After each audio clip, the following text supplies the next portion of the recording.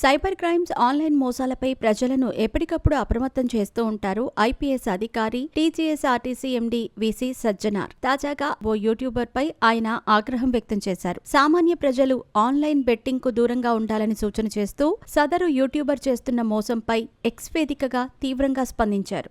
YouTuber local boy Nani చేసిన betting apps promotions పై సజ్జనార్ ఆగ్రహం వ్యక్తం చేశారు.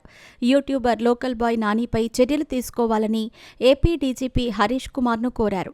డబ్బు సంపాదించుకోవాలంటే అనేక మార్గాలున్నాయని, బెట్టింగ్ భూతాలను ప్రమోట్ చేసి ప్రజలను చెడగొట్టవద్దని హితవు పలికారు.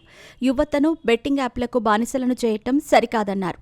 చట్ట ప్రకారం శిక్షలు తప్పవని హెచ్చరించారు. చూసారా, వస్తువులను కొనటం ఎంత సులువో, అలా షాప్కి వెళ్ళి అక్కడే బెట్టింగ్ పెట్టి వచ్చిన లాభంతో నచ్చిన వస్తువును ఇట్టే కొనుక్కోవచ్చంట. ఇంతకన్నా దిక్కుమాలినతనం ఏవైనా ఉంటుందా చెప్పండి.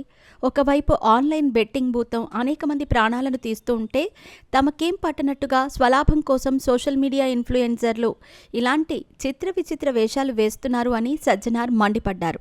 మాకు ఫాలోవర్లు ఎక్కువ ఉన్నారు. ప్రమోషన్ల పేరుతో డబ్బు కోసం ఏమైనా చేస్తామనే పెడధోరణి సరైంది కాదు.